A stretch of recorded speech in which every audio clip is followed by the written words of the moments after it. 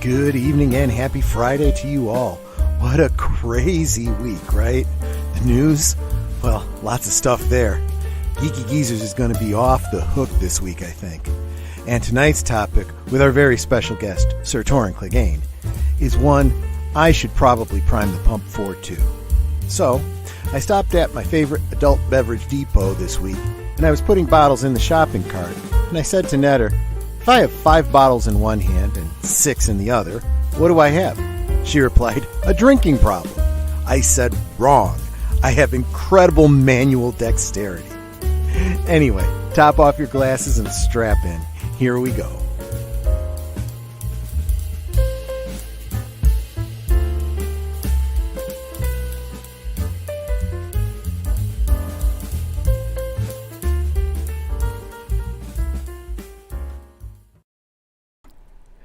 Yeah, let's get into it. How y'all doing tonight?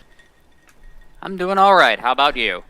Just fine. So, Sir Torrin, you are our special guest tonight. What are you sipping on? Nothing. Again, where I'm seated has no drink place. Well, I mean, you don't have to be drinking alcohol. You can drink whatever you want. I mean, you gotta at least wet the whistle if you're going to be talking and all, right? Yeah, definitely did that beforehand. That's fair. How about you, Boomer? What you sipping on? I got a Coke. Thank you very much. Oh, and thank you for plugging Geeky Geezers on Sunday. Appreciate that. Oh, yeah, of course. We always do that. Sure. I have myself a Glenlivet. You can see the bottle over my shoulder there. Or no, it's over here. Backwards. There we go. Whenever I hear you mention Glenn, I think of the movie Swingers. You ever see the movie Swingers with Jon Favreau and Vince Vaughn? Mm-mm. Okay. That needs to be on your bucket list of movies to watch.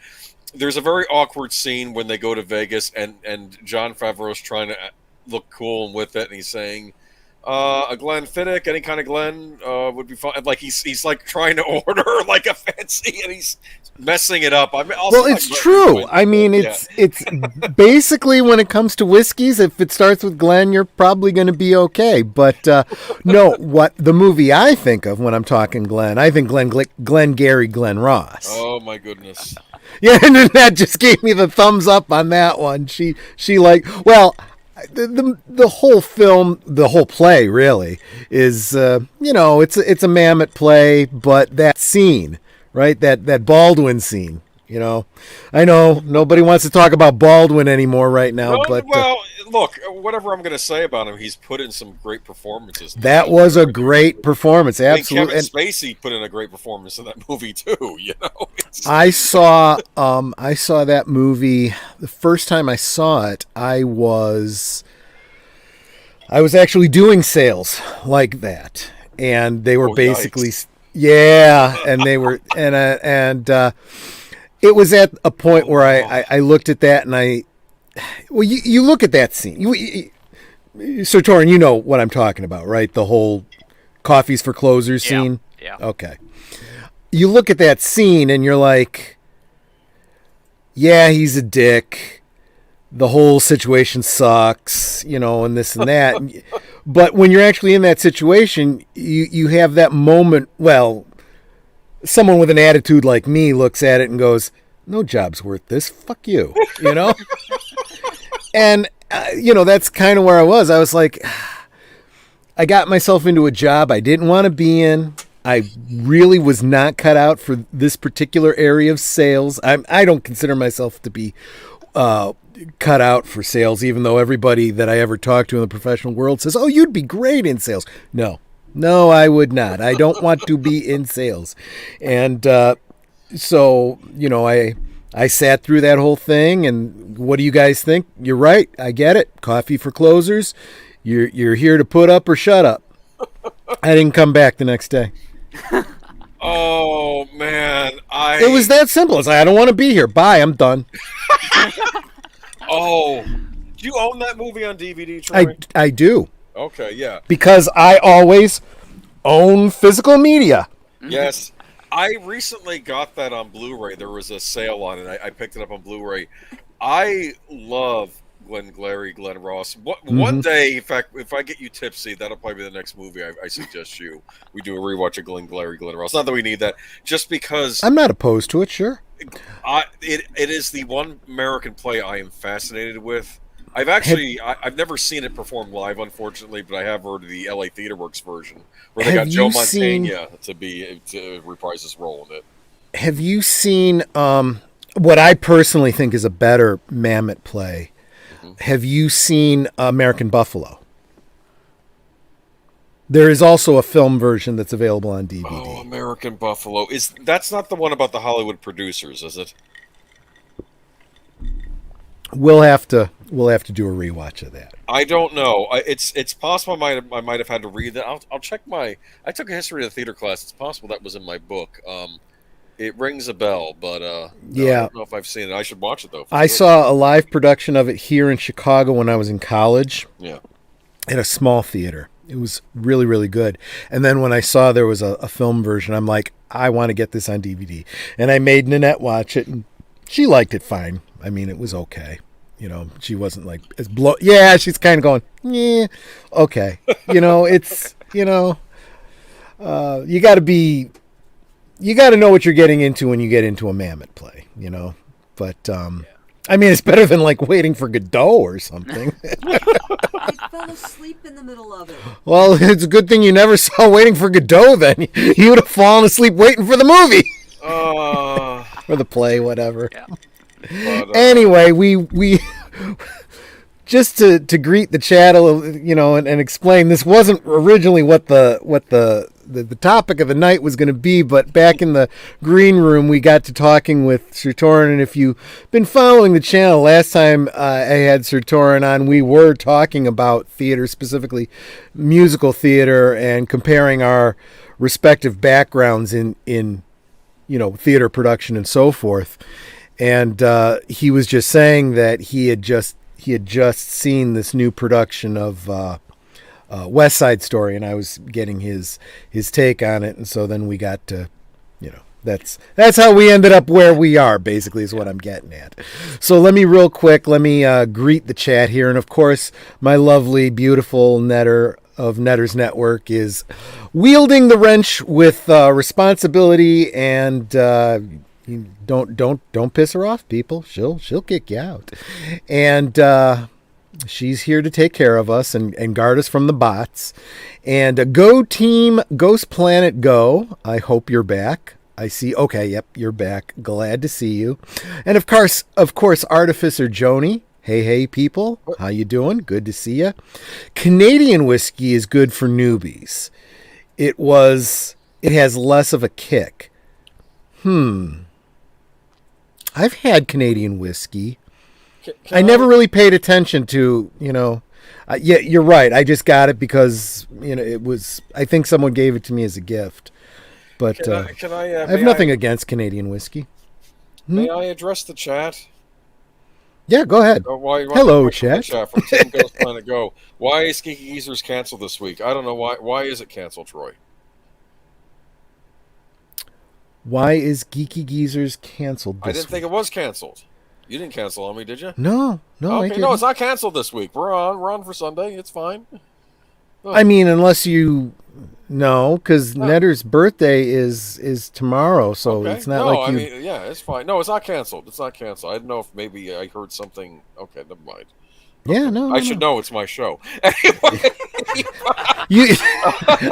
I'm trying to sabotage you, Boomer. I think I've been talking it up on all of my streams as usual.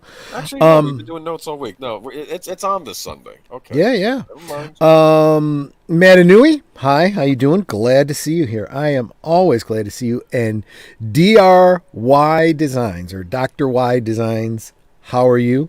For the first time in a long while, the doctor is in. 5 cents psychiatrist help.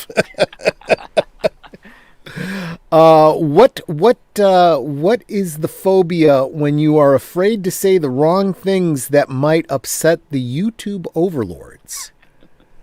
That's Anything? my question to you, Dr. Y. That should be a phobia because it's going to be. Well, it's not a phobia for me yet. I don't have enough enough subscribers to be monetized yet to have to even worry about it. I think I posted the word lockdown in Stephanie Janitek's under Stephanie Janitek's videos. I posted, "Oh, these shows always take place post lockdown." Like, am I allowed to say lockdown on YouTube? Is that another word they don't like? It's crazy because and it's gotten to the point where there's a whole like way that people talk around certain words. And it's like, I can't believe we actually live in this world where we're self-censoring ourselves because we're on these platforms that and I could say fuck, shit, cunt, whatever I want to say, and that's perfectly fine. Yeah, meow, cluck, weasel, but I can't say certain things that might have a reference to people or events in, I don't want to start a First Amendment whole thing and why it's important to be able to freely express yourself. Let's just I'm pretty sure I don't need to, because I'm pretty sure everyone that's here probably is thinking all the same things I am. But I think what we really should be talking about is the DC Comics Cinematic Universe, right? So we've talked about this many times on this channel. I've set up a MeWe group, which if you're interested in this topic and want to, contribute to the ongoing discussion, links in the description, please come join us. But I had this idea, and it kind of goes along the whole idea of fan fiction, right? We spend all this time talking about how all of our favorite IPs are being bastardized, how the creatives behind it are effing it all up. And when I first started thinking about it, Marvel was doing pretty well with their shared universe. And I'm like, why can't DC get their shit together? I mean, Marvel had, Marvel Comics started the Marvel, movies, Marvel Studios, I should say. They started that. And they found themselves in the situation where they had licensed out all of their properties to different studios. So they couldn't necessarily get them back and just start making movies. Then Disney comes along and buys up Marvel, and over time starts using their clout to, accumulate these things back in-house. They still don't have Sony, but they've got everything else. The Late Late Horror Show. Thank you so much for stopping by. He says, evening, Troy. Netter, can you drop Late Late Horror Show's link in the chat?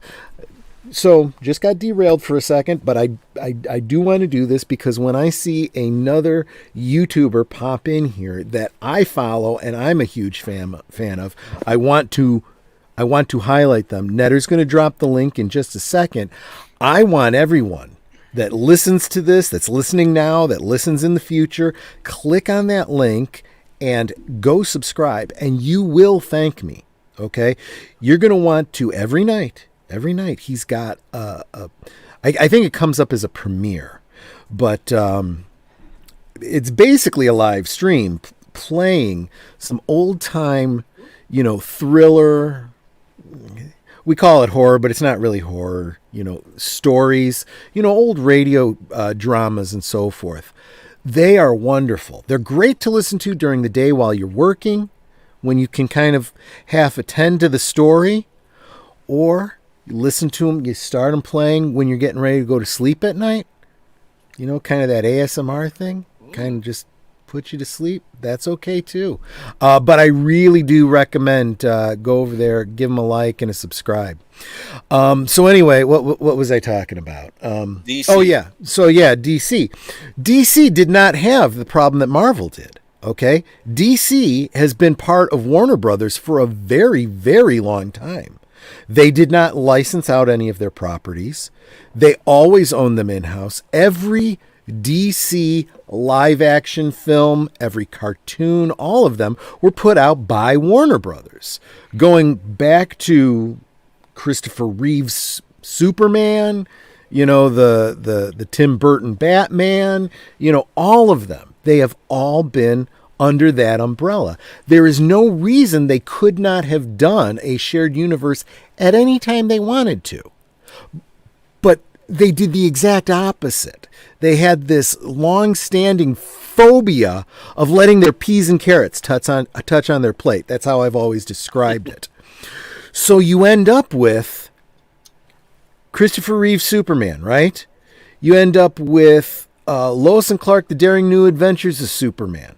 Completely different Superman. You got the Superboy series, which was also a Sulkide production, just like the Christopher Reeve, but it was not in continuity with that. That was separate. Smallville, right? And then we get up to the more modern day, and then you get into, Man of Steel, the whole Snyderverse thing, right? And none of these have anything to do with each other. They're all completely different Superman. And it's even worse with Batman. Okay, fine. So there's no reason that you shouldn't have a separation between Adam West and, the Tim Burton verse, right? Because clearly two very different Batmans. But they never build on it, right? In fact, one could even argue that not even all four of those Batman films are in the same universe. Maybe the first two, and then whether or not the next two are part of that is up to debate. And then we get into Nolan, and now we got Sparkly Bat coming, and we got Batfleck, and we've got the cartoons, and they're all completely separate. There's nothing connecting any of them. And then along comes the CW that decides they're going to, start their, shared universe, but they do it by divorcing themselves from Smallville. And instead of having a spin-off Green Arrow, they completely reboot with a whole new Arrow and becomes the Arrowverse. And then we got a different Flash, who's not the same Flash as the John Wesley Shipp, even though he does come into it to play a different version of Flash. Okay, let me bring it back in. The point is, can you imagine a world where if we were to go back and we could wave a magic wand and, do what Favreau did for Marvel, right? And starting with Smallville, build off of that. And so we've got this MeWe group where we've been talking about it. I've outlined a timeline of movies and TV shows that I think would work really well. And Sir Torin is probably the biggest contributor besides myself on that group. And he wanted to come on tonight and talk about some of his thoughts about movies that we have had that could be reworked, that have some merit, or maybe let's just ignore, depends. Things that were thought of that were in the process of being made but never actually made it, that may have had some merit, and maybe a few other ideas. So what do you got for us tonight, Sir Torin? Well, there's always been the one that fascinated me. And it was the guy who wrote Seven, Andrew Kevin Walker, did a script of Batman versus Superman. And they had Akiva Goldsman come in and do a rewrite of it. God knows why after Batman and Robin, but but it was a script that I looked at and I went, okay, there are some things in here that don't work for me. Mm-hmm. I mean, I'm not particularly fond of the idea of Superman and Lois getting divorced. That made me tilt my head to the side and go, what? Oh, great! They're writing from the Marvel Comics. Mary Jane's a bitch cat. Yeah. I can't talk. But so they did that. But so I went in and I broke down the stuff that worked. Mm-hmm. The stuff that I didn't like, and they also decided, hey, what's better than a dark Batman? A Batman with absolutely only one shining light in his life. Because in this script, Alfred was dead, mm-hmm. Commissioner Gordon was dead, Dick was dead. and he basically had retired from being Batman. Sure. I don't have a problem with that part. And actually, the way they had brought him back, modern day audiences would get pissed at this, but I didn't have a problem with it because I got to tell you, I'm one of those people that early 2000s we had two big story conventions: clones and time travel. I have absolutely no hang-ups about either one. I found that I have very few story hang-ups altogether, but now that's my whole. Let me interrupt you real quick. I've talked about time travel a lot on my channel. I haven't said too much about clones. I will say this, okay? They are tropes, right? Right. They are narrative tools, and anyone who's done any crafting, who's done any mechanic work, anything, knows that you need to use the right tool for the right job. Okay? You should not be, there was a time that people did this, but you should not be performing archaeology, okay? Taking bones out of the earth and whatnot, using dynamite. Okay? No, that is the way it was done. You know, in the 1900s, they'd blow things up and then they'd reassemble the pieces. That's why many of the older bones you find in museums are literally puzzle pieced back together again. Whereas, you know, smarter minds prevailed and they said, I found a bone. Okay, let's get our picks and our, you know, and our brushes and, you know, sweep it away. And as we expose more bone, we cover it in papier-mâché to protect it until we get it back to the lab, you know, stuff like that. And I personally think that time travel, especially, is like dynamite. It is appropriate sometimes, but you must be very careful with it, and only in the right way at the right time, and only if you are experienced. Okay? Because if you're not experienced, you're making a movie like Rust. Just saying. So, but you also, getting back to clones, though, you brought up the Spider-Man clone Yes. storyline. Yes. So, and I'm sorry, I'm kind of derailing a little bit here on this, Sir Torn, but yes, as long as we're talking about clones, I do want to mention this. The tradition of clones, when it comes to Spider-Man, to me personally, I feel is appropriate if done right. Okay, and let me explain. The Clone Saga was shit. It absolutely was. I don't think I'm going to find any arguments from anyone in the chat here or anyone on the panel. But the idea of a clone of Spider-Man is not necessarily a bad thing, because my first exposure to a live-action Spider-Man was the Nicholas Hammond Spider-Man. And that show had its version of a clone story for Peter Parker. I mean, you can even find there's this great little clip that people use as a meme. Yes, Peter, I'm you and you're me and this is a gun. You know, I mean, it's just but there's nothing wrong with using a clone as a villain character. I mean, technically Bizarro is a clone of Superman, right? The altered evil, you know, the whole, you know, even the mirror universe concept, it's not really a clone, but it's the same trope. It's the same thought. It's the same idea. Nothing inherently wrong with it. But if you overuse it, if you use it like a cudgel instead of like a scalpel, you're gonna run into problems. Yeah. Yeah, and Matanui is pointing out exactly what I was thinking about when it comes to time travel. You got to establish your rules of time travel and then be consistent with them.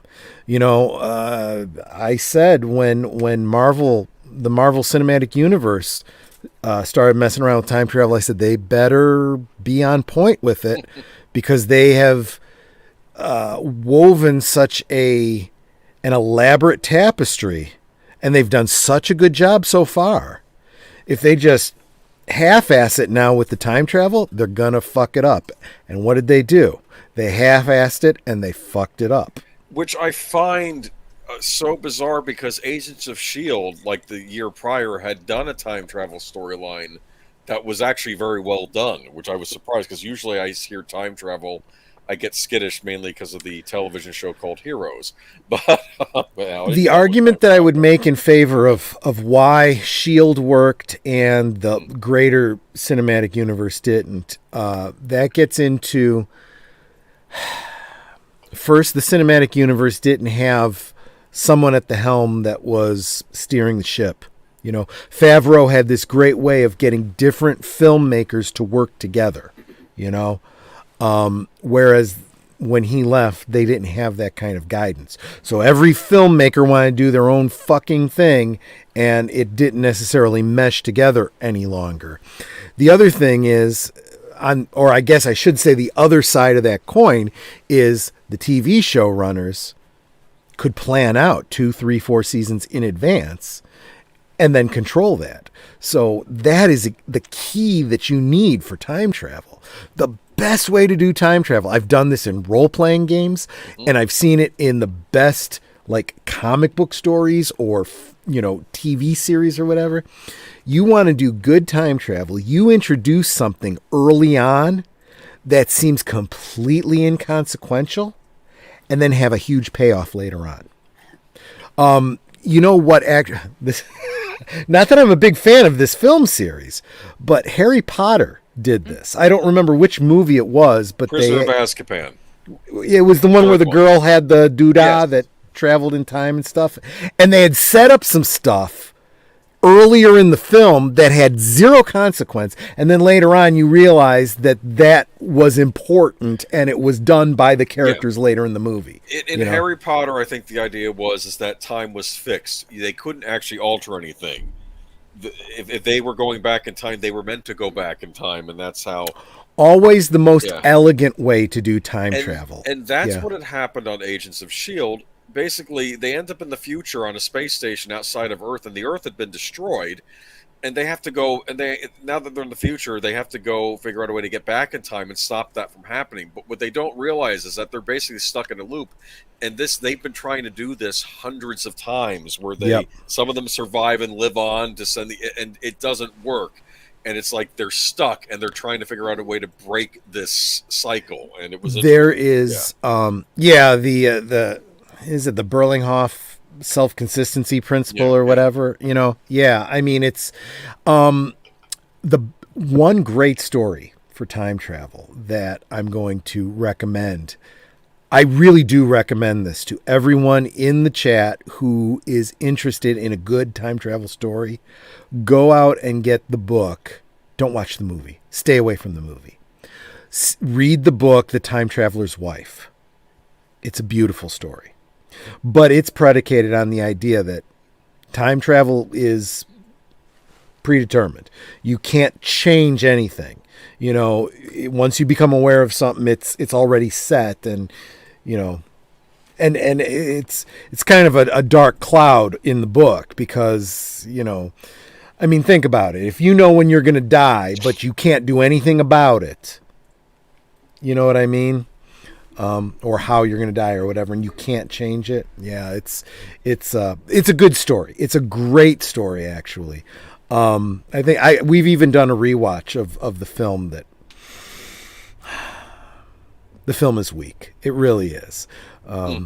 But I'm getting way off topic. Now I'm starting to talk about, you know, the whole concept of translating to film, which I suppose is kind of still on topic. We're talking about comic books, years and years of comic books translating into movies. But Sir Torin, you were talking about a specific incarnation of Batman. Are you suggesting that a good Batman cinematic universe would involve this idea without Alfred and without Robin? See, that was the one thing that kind of threw me. I didn't like that one, and like I said, if I were going to go back and rework the script, that would be the one thing I'd change. I'd have Bruce already have gone through Jason. Dick would be Nightwing off in Bloodhaven. Gotcha. So, and that would, you know, set up a greater world.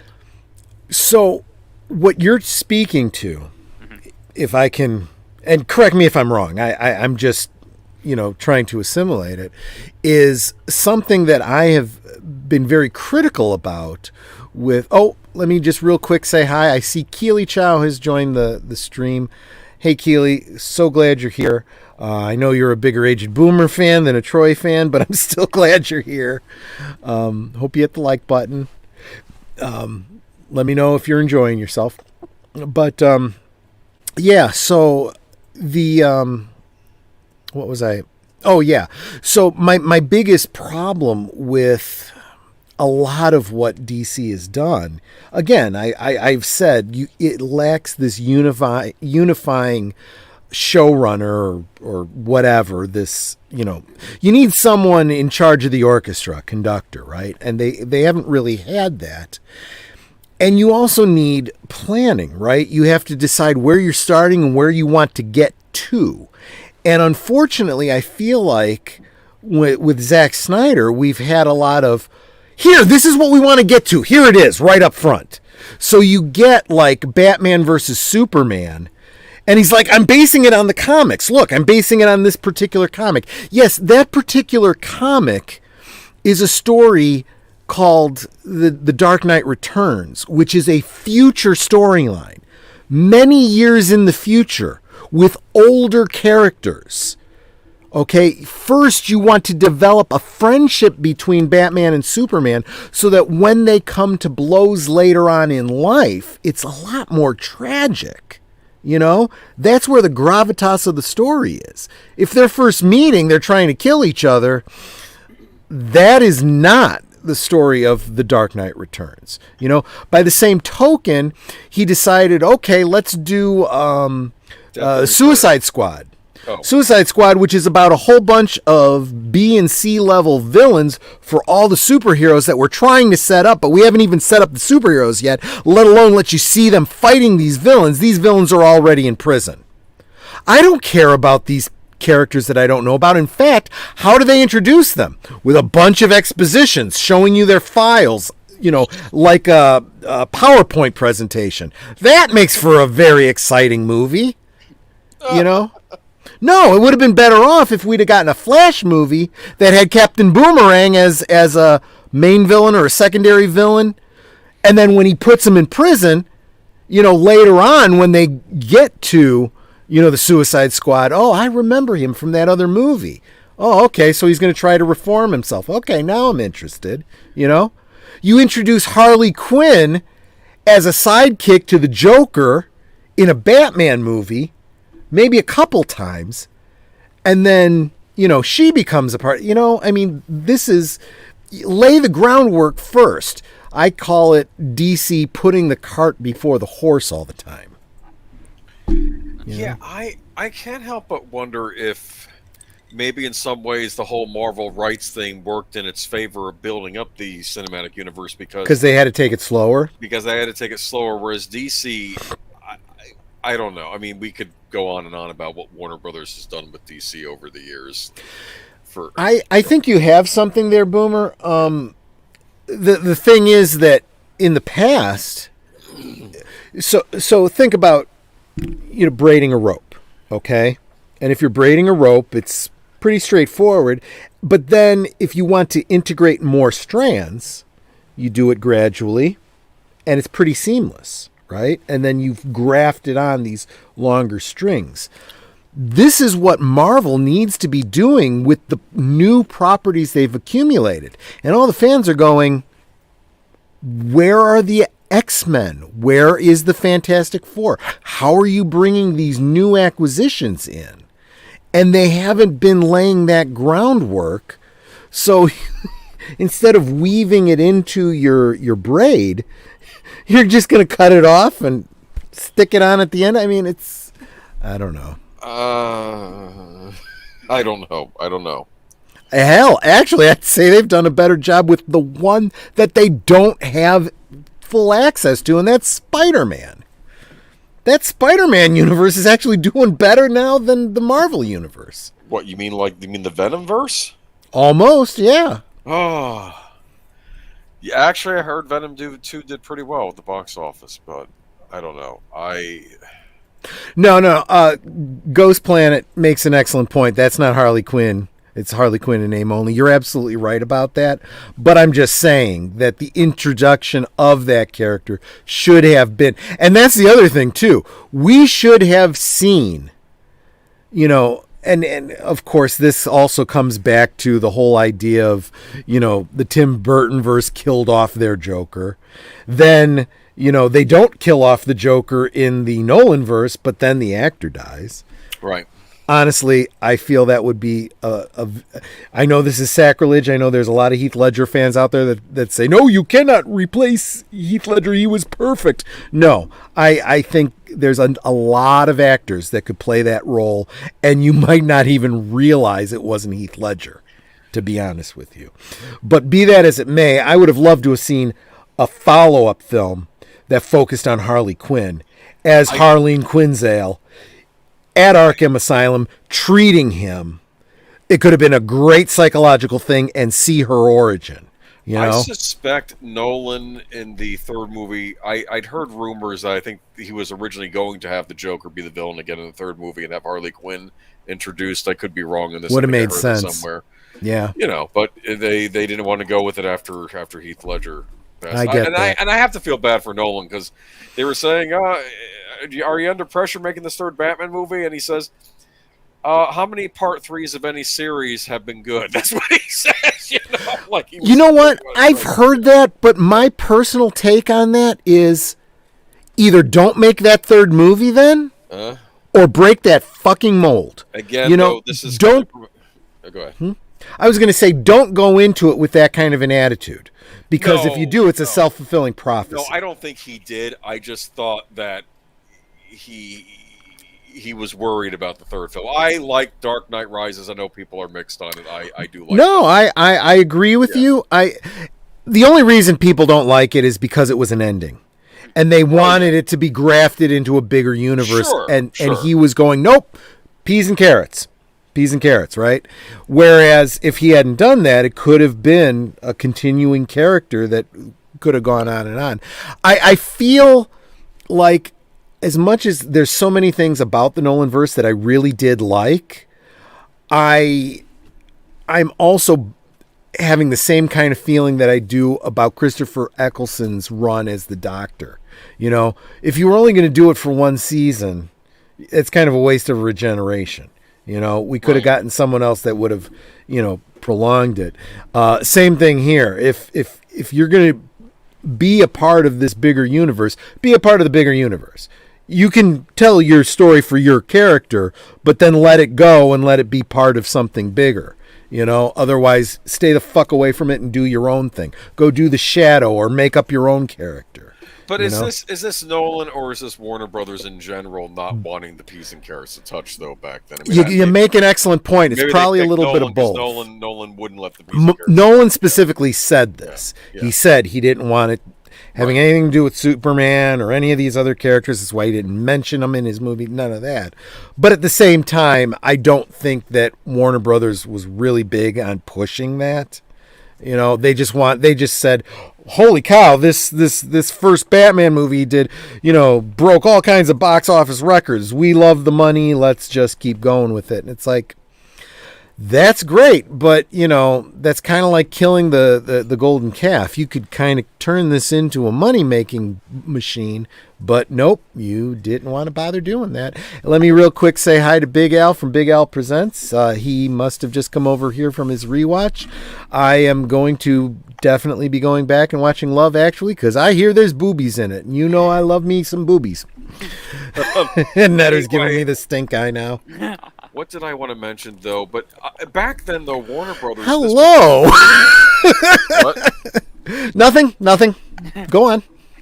Back then, though, Warner Brothers, I often got the impression that when they thought of DC, they thought Batman, maybe Superman, and we have other characters in this in this line of comics. I don't think they saw anyone beyond Batman and Superman. Even Superman, they didn't know what to do with. Okay. Yeah. I have one thing that, and I'm not going off topic here. This will make sense in a moment. One of the pieces of advice that I gave my stepkids years ago is you have freedom to make any choice you want, but just remember, Every choice you makes limits you. Okay? The world is open to you, but once you make a decision, all the doors except this one close to you. And then there's more choices to be made, but then, But anyway, so yeah, let me just say that, And when I say that, what I'm getting at is, if you want to tell, and it goes back to what I was basically saying about Suicide Squad, right? If you are going to do a Suicide Squad, you want to set up everything to do it, everything that leads up to it, to do a good job of it, to have characters that people are invested in and want to go see this movie, right? Every change that you make, every time you simplify things from the comics, every time you take out a character's important relationship to another main character, means any future stories for that character are going to be inconsequential. So what am I getting at? So if you decide, there have been like 5, 6 different Robins. Let's just make it simple. They're all Dick Grayson. Well, okay, but then if you do that, that means you don't ever get to have, the death of Jason Todd. You don't get to have Tim Drake come in and, kind of put Batman back on path. You never get Dick Grayson becoming Nightwing. Probably can't do anything with any of the Teen Titans. There's all these ramifications downstream that matter. Hey, Joshua V, good to see you. Glad you're here. Joshua V's been around. He knows what we're basically talking about here. But that's what I'm getting at, So you have to plan these things out. And I feel like Marvel, they've gotten themselves into a little bit of a trap, because they're looking back and they're going, well, now we have the Fantastic Four. How do we graft them in? Where have they been all this time? They really had this problem with the Eternals. What's the biggest question people have been having? Well, you've been around since the dawn of time. Where the fuck were you during the snap and all these other big catastrophic things? You just fucked off and didn't give a shit, and now suddenly you care about humanity again? Really? It's kind of hard to justify in your narrative. Because they hadn't planned to have them in from the beginning, and that's where that's exactly it. And these are the kinds of things you need to plan out. And I would say, going back to what Sir Torin was talking about with Batman and that storyline, don't write it off, Sir Torin, but think about your DC universe being on this timeline, right? We have to think about the future. Comic books, we tend to keep our characters at the same age for 50 years, right? You could have Superman and Lois Lane dating, and she doesn't know he's Superman for 30 years, and that's just fine. But you always have these future storylines where they're married and they have a kid and there's other things going on, and those have now become the fodder for Elseworld. But there's nothing wrong with, in a movie type narrative, telling your stories and then progressing it and then moving it on to the next generation and then continuing, so that you have your Batman and Dick Grayson, you have your Batman, Jason Todd, Tim Drake, Stephanie, I forget her name, Brown. so on and so forth, until eventually you get to your Batman Returns and he's fighting Superman, and then maybe you get to even further down the line a Batman Beyond. That's the eventual progression of your characters. But we're talking about over decades. Think about the money that could be made from all those movies. Mm-hmm. And that's a franchise, my friends. oh yes, and that was what my one issue was. It's like, wait a minute, you're killing off Dick Grayson, you're killing off an entire whole franchise right there. What is wrong with you people? And on top of that, my goal with this was, by the end of the movie, I wanted to put Superman and Batman in a position where, one, you could do the, you could have Tim Drake come into the picture, because the Jason Todd thing's already happened. And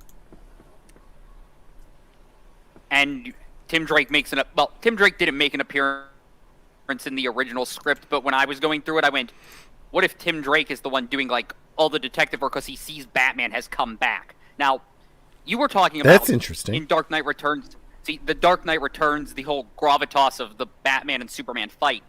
For me, I went, okay, there are two ways that Batman and Superman would end up fighting before that. Mm-hmm. And it's if Bruce is emotionally compromised or Clark is emotionally compromised. And one of them has to beat some sense back into the other. And this script set that up, I think, perfectly. My problem is that they don't spend enough time showing how this is a friendship that has now frayed. Yeah. That's just it. I mean, think about it, right? I mean, I could even draw the correlation to, me and Aged Boomer, right? I say something that's completely off the rails because maybe I've had a little too much, and what does he do? He steers me back to where, hey, didn't you want to talk about this tonight? Oh, yeah. Thank you, Boomer. He does that all the time. That's why I keep referring to him as my designated driver, right? So I'm like your Alfred. I was going to say, Batman and Robin. We kind of switch those roles depending on whether it's Friday night or Sunday night. But yeah. But yeah, I mean, and you see so many great instances of that in the comics. They haven't been able to translate that to film. Real quick, I do want to address Matanui's comment here. He says he still doesn't get it. He says Lois knows his face. She should just know Clark is Superman. Okay? And actually, Matanui, I'm working on a video for this. But just to give everybody a little taste of where I'm going with this, I'm going to point out one little story to you, okay? Back when they were filming The Phantom Menace for Star Wars, a more or less unknown actress named Keira Knightley was cast as the character of, I think her name was Sabe. Was that her name? She was Padme's double. So there were times when Padme would just be in plain clothes and Keira Knightley was playing the Queen Amidala, right? And she was like a body double. And it was a security thing, and the whole idea was that the real Padme would say things in code to the Queen, during official meetings and stuff like that. And if there was an assassination attempt, it was, the look-alike. Well, what was very interesting was, I want to say it was, I can't remember if it was I think it was Keira Knightley's mother was on set one day and went up to Natalie Portman and started talking to her. And she said, "Oh, I'm not your daughter. I'm the other one." She completely and let me tell you something. I've seen pictures of Keira Knightley and Natalie Portman out of makeup, not any of the, special stuff they did and they absolutely could be mistaken. And there are lists of celebrities that all look alike, right? So it's very, very easy, even if you know the person. Now, by the same token, there's plenty of pictures of Christopher Reeve as Clark Kent and as Superman right next to each other, and they look so different. The hair is parted on the opposite side with a very different style. The one has the spit curl, one has the glasses, the other doesn't. Different expression on their face. It's huge. Oh my gosh. Okay, it's time for me to geek out a little bit, guys. I'm sorry. I've got to interrupt my own stream and say hello to Retroblasting. I'm sorry, I have to do this, Michael, but I am such a huge fan, and to see you in the stream is such a big deal to me. I super appreciate seeing you here. Thank you for stopping by. Just recently, I sent him a super chat and told him that the last video I dropped, I gave him a shout out, and he says, "Oh, I'll check it out." And he did, and he commented it, and I was so excited. If the DC Universe is trying to claim they didn't have time to establish Clark and Bruce's relationship before the fight, that's a laugh. They never even started that development. Yeah, so that's exactly what... And it's very kind of you understanding me doing a little bit of fanboying for you. I was talking... You know what? Those of you that follow me, that follow the people that we all follow, I was on Clobberin Times in his chat, and I was talking to him about retroblasting, and I said something about, I don't know, something about just how exciting it was that a celebrity followed me on on YouTube, and he's like, if Michael ever heard you call him a celebrity, he would laugh. And I'm like, I get that, because I know, well, I don't know Michael personally, but from his videos and whatnot, I get the impression he's a pretty, down to earth kind of guy. He doesn't, there's people that really kind of look up to you, man. So anyway, but yes, that's exactly what I was talking about before you got here, was you limit yourself if you don't take the opportunity to build these characters. I was drawing the comparison to the Suicide Squad. Nobody gives a crap about these villains if they haven't been established. He says, I'm no celeb, I'm just a guy. Yeah, I know, but let's face it, every celebrity is just a person that people, see in the setting that they see them in, and kind of look up to them, Anyway, but your point being that what I was saying is that Suicide Squad, you don't care about these villains. In the comics, we only cared about the Suicide Squad because they were villains for years for many of our favorite superheroes. If you don't set that up, we don't care about the Suicide Squad. But DC Comics decided, oh, you know what, we'll just put it in as exposition by showing, a flash of their files at the beginning, and they'll get who these villains are.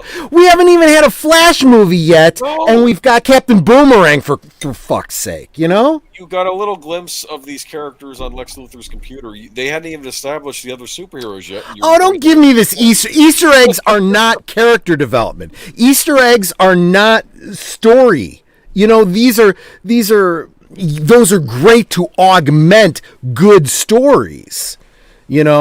But I'm sorry. He's saying hi to Netter. I've drawn the comparison between Netter and Melinda. I said Netter's my enabler. Everyone in my stream knows of Netter as my enabler, who makes everything that I do possible. And then we'll see a video with Melinda, and she'll go, "Yep, I get her." Now, but so Torrin, you were liking you liked aspects of the screenplay. Is that what you were saying? That as a basis to starting off? Okay. Yes, and this was the thing. And this was one that never actually made it to screen. Right. They were battling between this movie and Superman Flyby. And they decided. I've heard about Superman Flyby. Yeah, they wanted to go with Superman Flyby, but that obviously didn't get made. So, but what I had thought was, if they had made this film with, see, I'm going to use a wrestling example. Go for it. Back in the 90s, you might have to explain it to me, but go ahead. Well, back in the 90s, there were these two guys named Ed Ferrara and Vince Russo. Okay. And they were the writers for WWF. Okay. Now, one of the things they always did was they would write out the script, each segment, and they'd go to Vince McMahon, the guy who runs the company. Right. And so they said, okay, Vince, check the script. Vince would check the script and he would add what they called little nuances to the story. He would not write the script. He wouldn't rewrite it. He'd look at it and he'd go, okay, here's what I would do. Here's what you did. Here's what I would do. And they'd look at it and they go, because they actually got into a competition seeing if they could actually write a script where he wouldn't do it and they wouldn't sit there flabbergasted. Sure. And they never did. And so my thought was, I'm going to look at this script and I'm going to try to do it like Vince McMahon did it. Yeah. So I added my little nuances to it. If they had started it with this movie, you would not only get the fight, the fanboy fight of Batman versus Superman out of the way, but you'd set up I think set up a decent universe. Now, I went through my notes and I had started writing an outline. Okay. Unfortunately, I'm stuck at a certain point, but the way I had... let me interrupt you for just a second. You could totally, wherever you're at in that outline, share it in the MeWe group. Maybe, we can get the community working on it. Okay. Yeah, my casting choices are a who's who of the or castings of the the early 2000s. That's fair. That's fair if that's, where it takes place in the timeline. That works. Yeah, so basically here's who I got cast in the parts. I've got Jim Caviezel as Superman. And Guy Pearce as Batman. Interesting. Mm-hmm. Yeah. They were both they played Ferdinand and Edmond Dantes in that adaptation of Count of Monte Cristo from the early 2000s. I like that movie. That was good. Sure. Yeah. I enjoyed that one too. Yeah. But yeah, so I thought, okay, they've had that, and interestingly enough, that movie features a young Henry Cavill. Interesting. Okay. I will say this, okay? Not trying to derail you, but as far as casting goes, I never really had a problem with Henry Cavill as Superman. And the only reason I ever had a problem with Ben Affleck as Batman was because, again, you've decided to create this older Batman when this isn't the Batman of the Nolanverse. So we don't get any of this development that we need to have. We don't get the opportunity to have... Really, have we had a live-action Robin? I don't think so. I kept wondering if the older Ben Affleck Batman... Well, of course, that's going to get thrown out the window now, but if he was supposed to be sort of based off the Tim Burton Batman from the two Tim Burton movies. I almost got that obviously that's not going to be the case if the Tim Burton Batman's being brought back. No, but I thought when he was introduced, because they made a reference to, this is in Justice League. They made a point. Alfred made a point. This is a much bigger deal than you stopping exploding. I feel like the lack of Robin in the Burtonverse, what became the Schumacher verse. And in the Nolanverse, I mean, that's really a missed opportunity. Not to mention that the Nolanverse... Let's talk toys for a second. Let's talk marketing, right? We had some great marketing from the Burtonverse. And we even got Robin figures because Robin was planned and didn't actually happen. When we get to the Nolanverse... We had some boys, but they weren't in scale with what had gone before. I actually, Michael from Retro Blasting would probably be a better one to chime in on this, but I don't really feel like they exploited the toy market the way they needed to with the Nolanverse. No. I'm trying to think. Did they even? I remember because I actually do have some of the Nolanverse Batman figures. But did they have like the Catwoman and the not vet? What was his name? Who was the big steroid villain? Bane. Bane. Did they have a Bane figure? I would figure they would have. No. The Bane from the Are you talking from the Nolan movies, or are you talking from the? Wait. Put it back. Yeah, there we go. Yeah, I've got that figure. Sure. Mm-hmm. Cool. But you notice that's not in scale with. Okay, so there was the Superpowers collection. Then they had the Toy Biz Black Batman from the first movie. And then it went back to...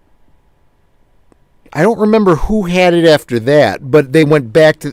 It was still in the same scale. They had a much better sculpt of the Batman figure. And they did everything. They did Batman in many different costumes that didn't even exist in the movies.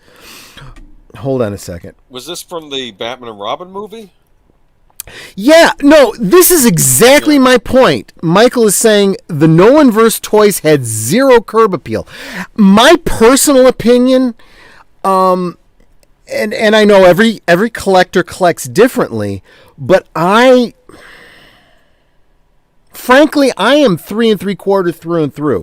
Whether it's the Superpowers collection, whether it's Star Wars, whatever, I cannot justify larger figures. I want to be able to have the vehicles. I want to be able to have a Rancor that doesn't, put me into hock, stuff like that, So I want everything to kind of work together. And when you go to a new movie, I want my Batman to work with my old figures, I want to get as much bang for my buck as possible. The vision for the films was so black on black color palette and drab, there was nothing there to draw the eye on the peg.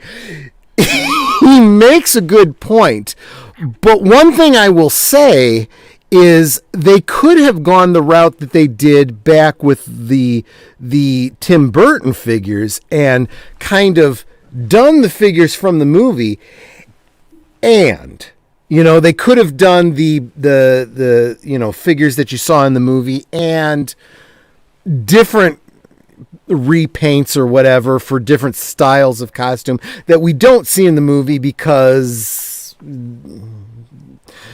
reasons. They could have done a gray and blue scheme. They could have done an Arctic scheme. They could have done whatever. I just really loved a lot of the 3 3/4 inch Batman figures we got out of the Tim Burton verse.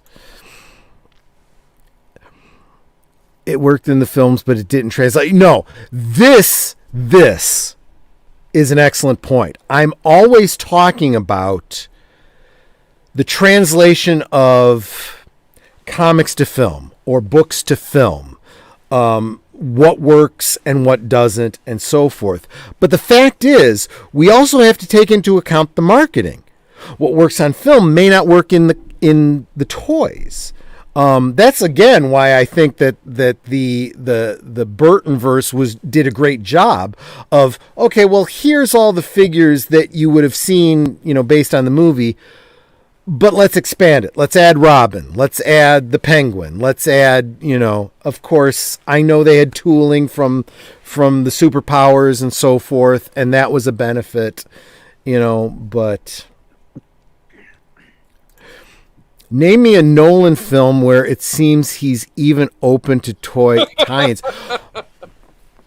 This, right? This is my problem, okay? Because they gave Nolan carte blanche, right? Because his first movie was such a big blockbuster, right? And it made, I don't know, a freaking $1 billion or whatever, right? But it didn't have the marketability, which is, I honestly feel where the money is, right? He had 3 movies to his name, and that's all the money that Warner Brothers made, was those 3 movies. That's it. It didn't translate into the bigger machine of other movies and the greater universe and the toys and the lunch boxes and all of that stuff, right? Mm-hmm. All his films are shackled to his obsession with realism. Well, I don't necessarily. You know what?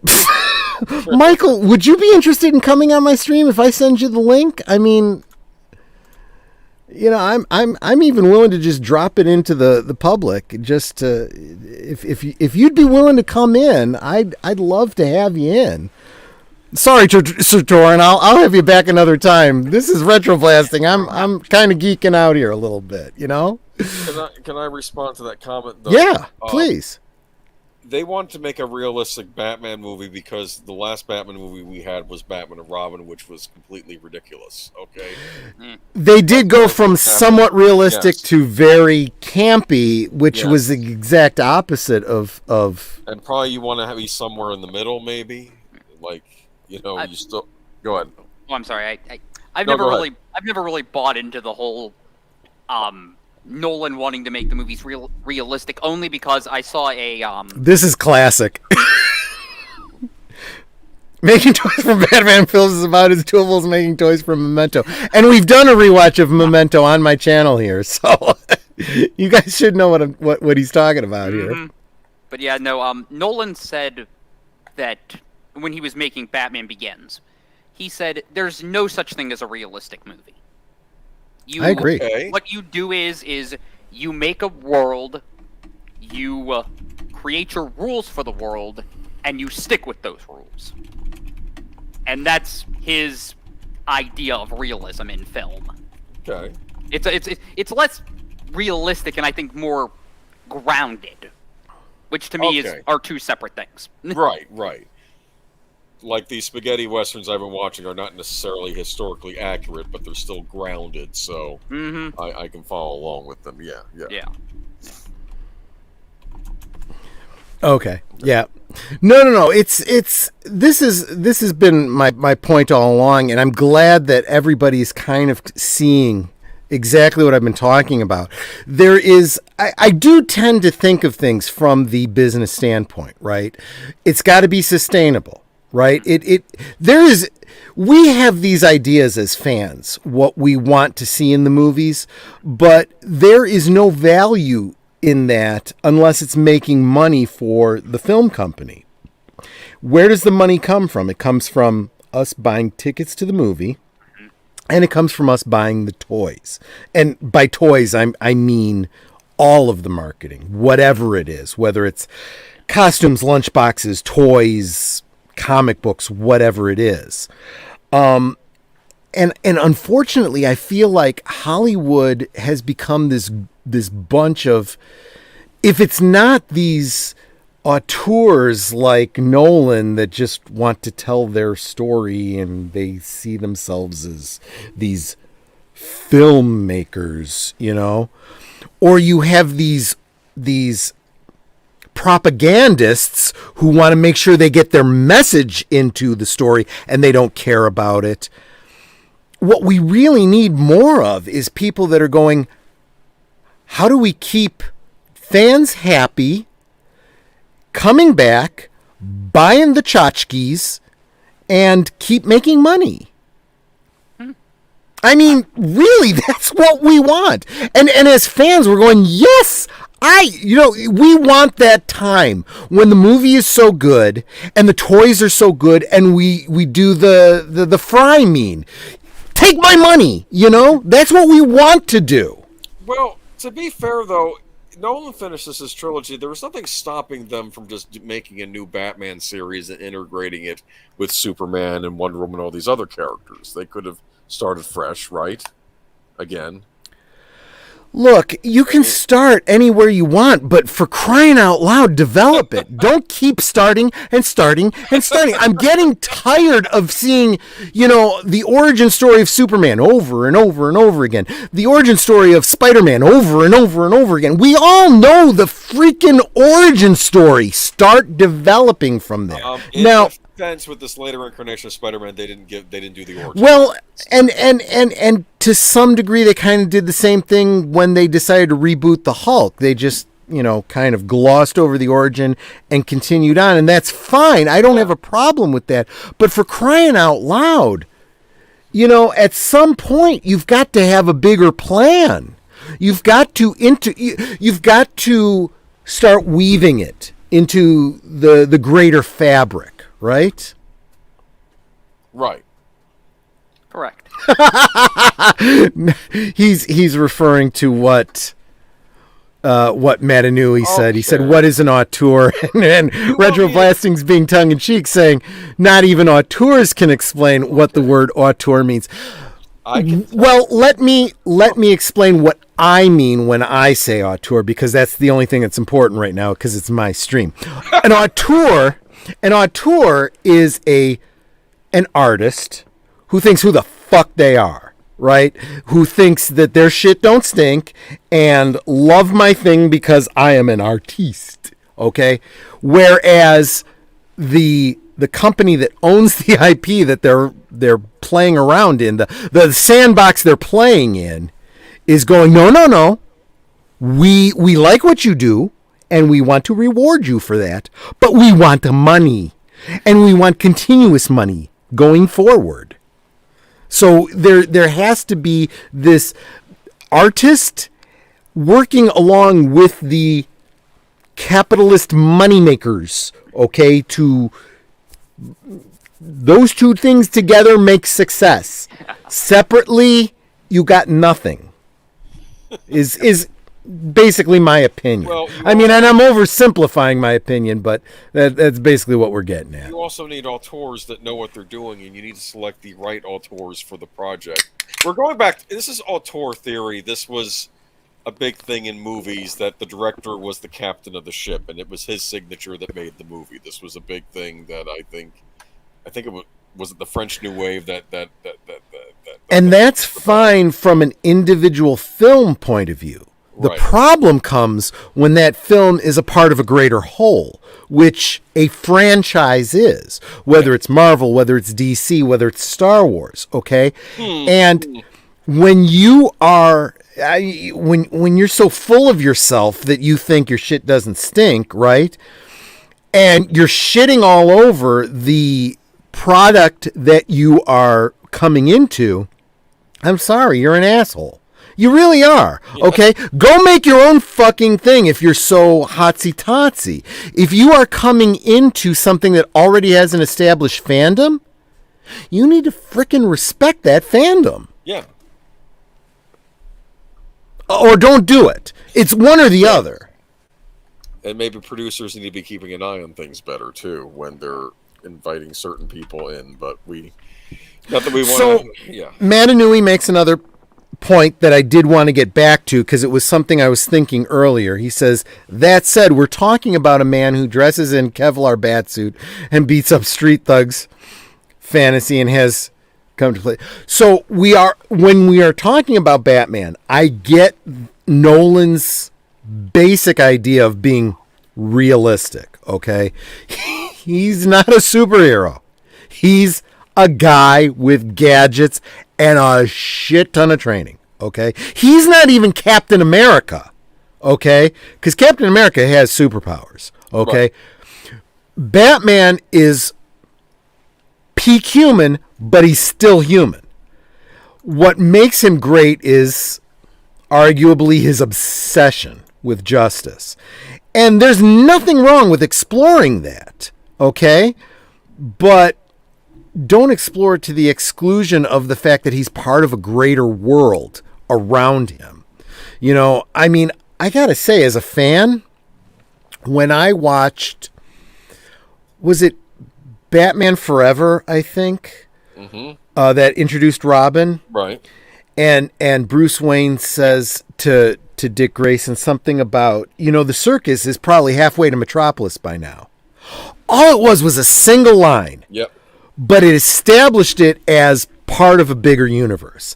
I immediately knew that the Schumacher's Batman was in the same universe as Metropolis, which infers that it's the same universe as Superman. The same universe as the Nick Cage Superman that never got made.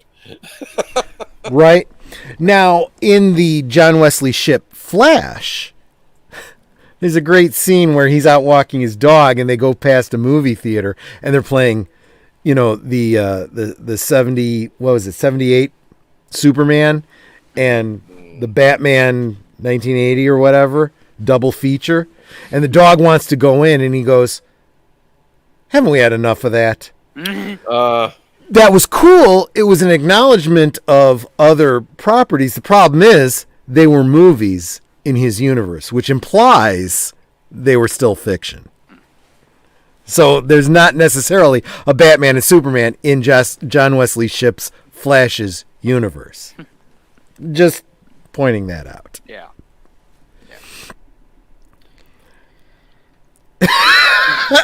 I'm sorry, man. I think I need more to understand what you're getting at there. Batman is a very butch furry. What? I don't even know how to process that. In what way is Batman a furry? I guess because a bat is an animal of some sort. I don't know. Anyway, so But Melissa makes a great point too. I really do feel that none of the movie versions of Batman have ever really gotten at the whole detective thing. And I don't care what they say about sparkly Batman being the true Dark Knight detective. I'll believe that bullshit when it actually comes out, because everything I've seen about it so far has me thinking, nah. Okay. That was the other one I was trying to remember, Dr. Y. Thank you so much. In Lois and Clark, there was a similar reference to Gotham and Batman.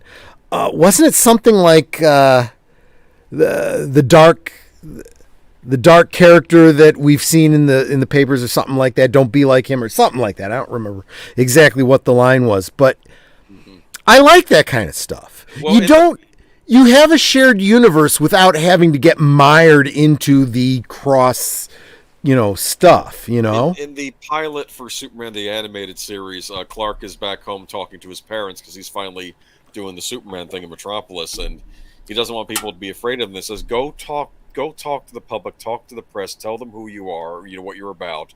Otherwise, they're going to think you're like that nut in Gotham City. That's what it was. Yes, exactly. And that's crucial. And you know what? That I always felt when I first saw that, it spoke directly to who Batman is and who Superman is, right? Yeah. We have, in this modern age, we have all these freaking ridiculous deconstructions, right? And they never actually get to the actual iconic stories, right? Because what makes Superman Superman, okay? They say power corrupts and absolute power corrupts absolutely. Sure, that's how you end up with Brightburn, right? Or The Boys, okay? Why is Superman Superman? Because of how he was brought up. You watch Smallville and you see all the perfect examples. In a very distilled way, you see it in the first Christopher Reeve Superman, where Glenn Ford, has that whole, he takes the whole development of Clark Kent and distills it down into that one scene where he's walking with him back to the house.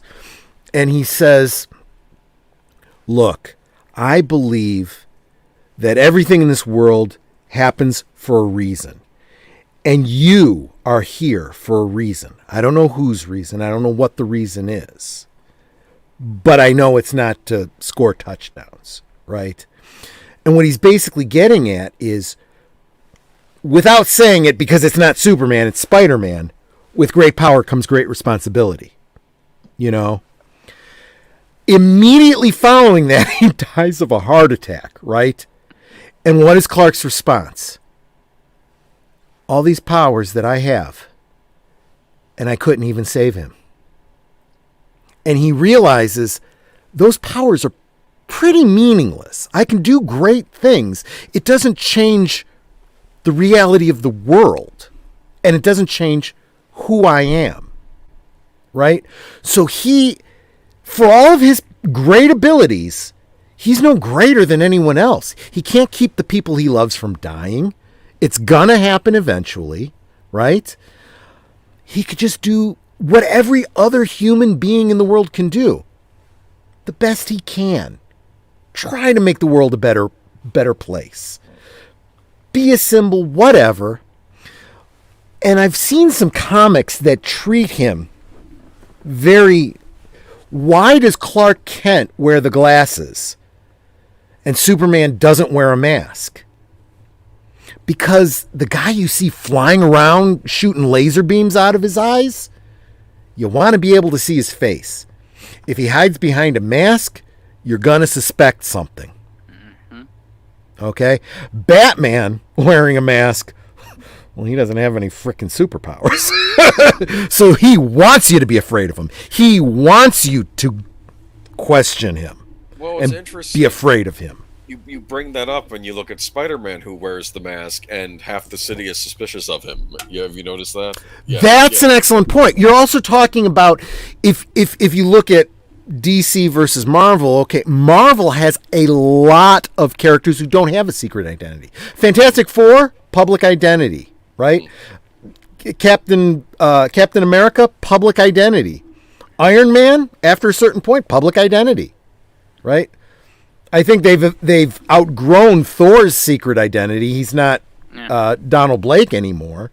So, the fact that Spider-Man hides behind a mask, actually, even what's his name, Black Panther, he wears a full-on mask, but he makes it very public that he's the king of Wakanda. That is a public identity. Yep. So you make an excellent comparison there, and Superman wants you to see his face, but he's still Clark Kent, whether he's wearing glasses that's parted on the left or he's got a spit curl and parted on the right and wearing a cape. I love that line that Dean Cain says. He says, Superman is what I can do. Clark Kent is who I am. Right. And I've always said this. Every time people talk about Superman's overpowered and you can't relate to him and how do you write a story about him, you are focusing on the super, and that's where you're going wrong. Focus on the man. He is a super man. When you deal with the man, and every incarnation of Superman that focuses on the man, whether it's Christopher Reeve, whether it's Smallville, Lois and Clark, they focus on the man. And it doesn't matter how powerful he is. He is as vulnerable as every other human being because he loves, he cares, he has loved ones around him that he can't always protect, that will eventually die, that are vulnerable, right? He's got feelings, he cares. He's as vulnerable as any single one of us. It's not just about green rocks, okay? It's about being human. Gosh, we would write so much better stories, and the writers of these films would be making better stories if they would dig into these human elements. Right. The problem is with most people these days, they cannot human. That's true. You look at them on the socialist media, and that's exactly the case, right? They dehumanize everybody who isn't, believing everything they believe and thinking the same way and hating the same things they hate. Yeah, I've been noticing that. It seems like there was a time period where people always said, men should be allowed to show more emotions.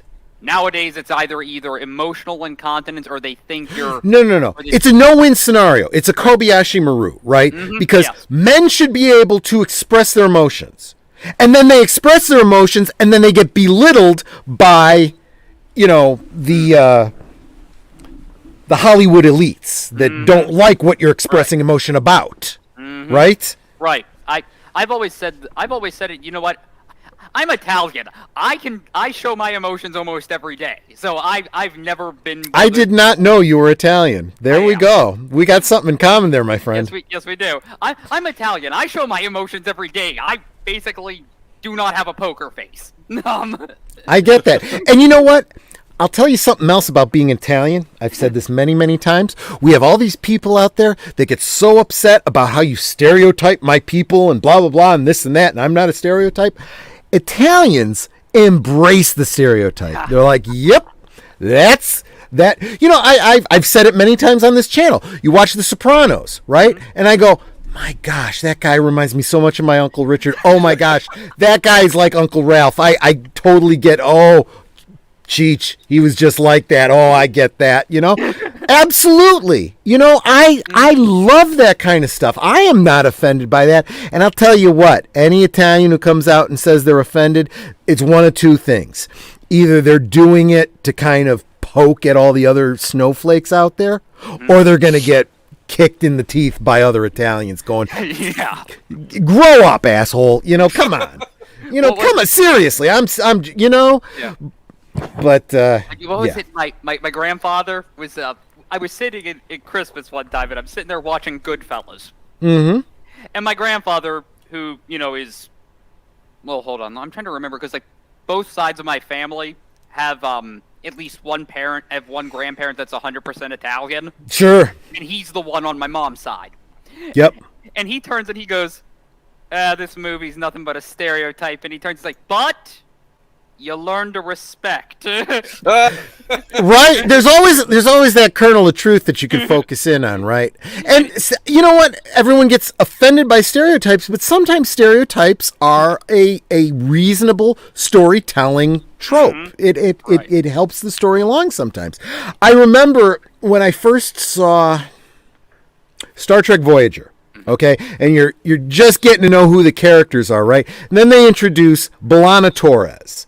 Okay, and I don't know where Torres comes from, but I said, a Klingon Puerto Rican?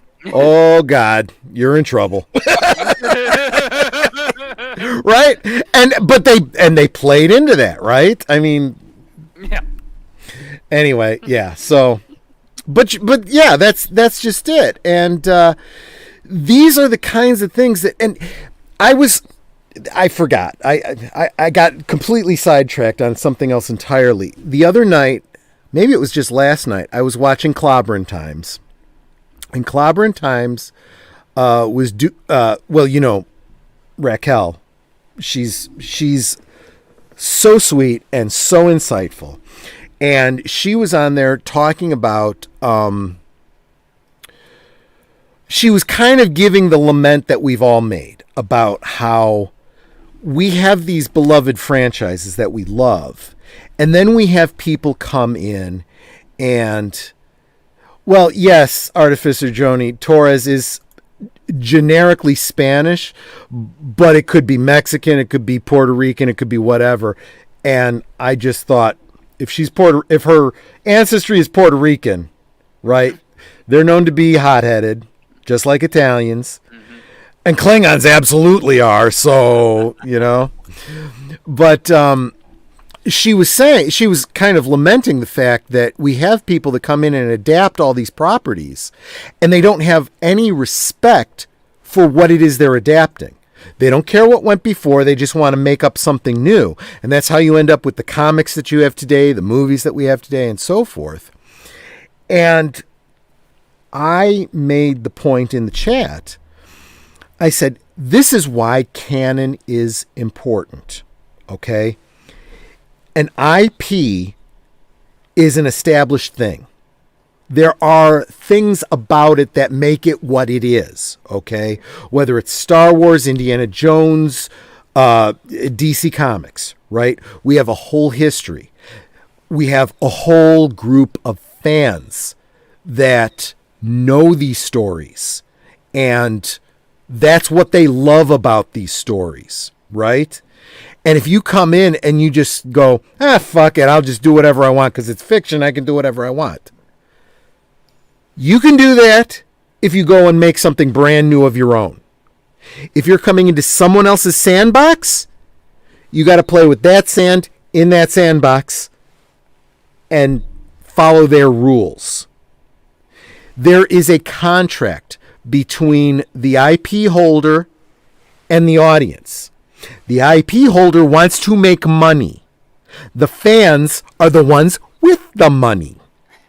We will give you the money if you make things we like. Well, That's supply and demand economics 101.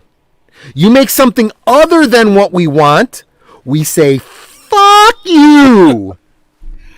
Well, I think the whole point is you want to remain true to who these characters are. That's the whole point. And you can still put your own spin on it. You can still have them, like I would argue with Superman, maybe the villains have changed, but maybe Superman wouldn't change. Obviously things are now different. It's than they were in the funny you 40s. mention that because I just recently reread one of the anniversary issues. It tells two different stories, and it's basically updating the character of Lex Luthor and Brainiac. They went from Lex Luthor in the green and blue suit to the armor, okay?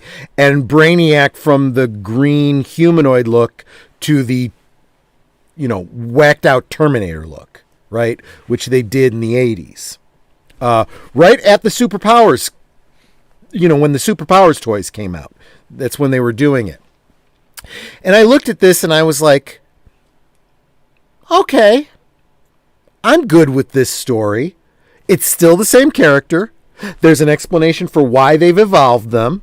And we're going to go from, it's just a different look. And okay, I'm good with this. There is something to be said for that. You can progress characters. Dick Grayson has progressed a great deal from his inception as Robin to his time with the Teen Titans to when he became Nightwing to, everything else that he's done ever since. There's absolutely room for that, but there's got to be a logical progression for it. You don't just come in and say, oh, and by the way, now he's gay. Oh, really? For the past 65 years, there's been no indication of that, but suddenly he's gay. Yeah, that's going on a lot. That's the way people work. Mm-hmm. They have these things called thought bubbles, and not once did I ever hear a single thought that was like that. That's a key point, because you get to see inside their own freaking brain. And that was my biggest problem with the Alan Scott thing, right? You want to do a storyline where you've got, a 1940s character who's repressed, who's hiding his sexuality because it's not accepted. Okay, fine. But then that should have been done all this time in his thought bubbles. Wow, that Wildcat's really hot looking, but I can't let him know I'm into him because that just wouldn't look good, right? No, we never saw any of that. He gets married, has kids, he did whatever, and now I'm gay. Which is very much, you would think, from the point of view of the LGBT community, the exact opposite of how they want to be represented, right? Mm-hmm. Because they don't want this idea that, I could just decide to be straight or gay at any time. But when you treat characters that way, that's the message you're sending. I will say the funniest thing they ever did when they made Alan Scott gay, and I don't even think they did this on purpose, but I cracked up, is they did a cover of a comic book called Earth 2 where he was one of the leads. Mm-hmm. They took a Green Lantern and they put him surrounded by flames. And I went, so you made him a flaming Green Lantern? Yeah, this is what I'm talking about. It's these, and you know what? Of course. I do this all the time. I like to shout out the YouTubers that I really, really like. Clobbering Times. I know that most of you guys probably already know who he is. If you don't, go check him out on YouTube. He knows his comics. And one of the things he was talking about last night was exactly that. This whole idea that you can have a great storyline going, and then you get a new writer in who completely goes off the reservation, and you're like, that doesn't make any sense. Okay? A good writer would look back at where it's come from, and if you want to go in a different direction, fine, but you make it natural, right? Mm-hmm. You don't just go, Yeah. I mean, that's just bad writing. That's just bad writing. I definitely agree. But I am a big one that you can enjoy a story, but there's more to it than just telling a story that people like in the now. Okay? Did it make sense with what came before it? If not, that's a big misstep in your narrative. Maybe also think how audiences will react to it in 10, 20 years. If it's Thank you, Netter, for dropping that link. Is a timeless story like what's come before? Is it just going to be like a what was current when you were writing it and trendy, and then. Well, that is another thing that I think writers struggle with, and it shouldn't be a big struggle if you just kind of engage your brain, right? You've got to think, and this is always true, right? If you're writing Superman, and again, I said there's this timelessness about characters. You got Superman, you got Lois, and they're dating, okay? Unless you want to progress them to they get married, they have kids, and continue forward, then you keep them the same age, despite the fact that it's been 20, 30, 40 years. You have to realize that that means that the, newspaper reporter from the 1940s eventually has to become the news anchor of the 1980s to maybe the blogger of the 2000s. And there's not anything necessarily wrong with that. It does get a little goofy because it's like, really? You're 80 years old? Not only are you 80 years old, but Lois is 80 years old? Right? She was wearing, pencil skirts, getting picked up by, muggers and, held hostage, back in the 40s. And Jimmy Olsen was taking pictures with a flash camera that had a lightsaber on it. Yep. And now you're on computers doing blogging, right? Right. Yeah. I did something like that with I really wish I could, pin this story down, but I created a Superman analog not too long ago, and one of the things I did was I set him up initially in the actual his debut is the day Superman appeared in the real world. Okay. And so what I had was two different eras. One where you have a Lois Lane who is his Lois Lane originally, and then they get married after World War II. Sure. The story goes into the 60s. Sadly, she ends up getting sick and passing away. Right. Then a new Lois Lane appears in his life, and she's much younger. Yeah. And so she's actually grew up reading their paper, the stuff they worked on. Wow. And so it turns into this next generation kind of a thing. I like to equate it to Charade with Audrey Hepburn and Cary Grant. Oh, okay. She's pursuing him. He thinks I'm older than your father. Quit chasing me. And eventually she wins him over. They get married and they have a kid together. Yeah, there's another YouTuber that I like to follow, Casually Comics. Her most recent video is about the very oddness of Supergirl. A 17-year-old Supergirl being very, very sexualized, and she focuses on a particular two-part Brave and the Bold story where Kara is teamed up with Hal Jordan, and Hal Jordan is like, she's coming on to him, and he's like, she's 17 years old, stop. And then he's literally saying to her, please don't. You have to understand. First, you're 17 years old. Secondly, that S on your chest, okay? There's somebody else out there with that S on their chest, and I would have to deal with him if anything here. That's a big deal. Yeah. So that's how I kind of got through the my Superman's long-term history.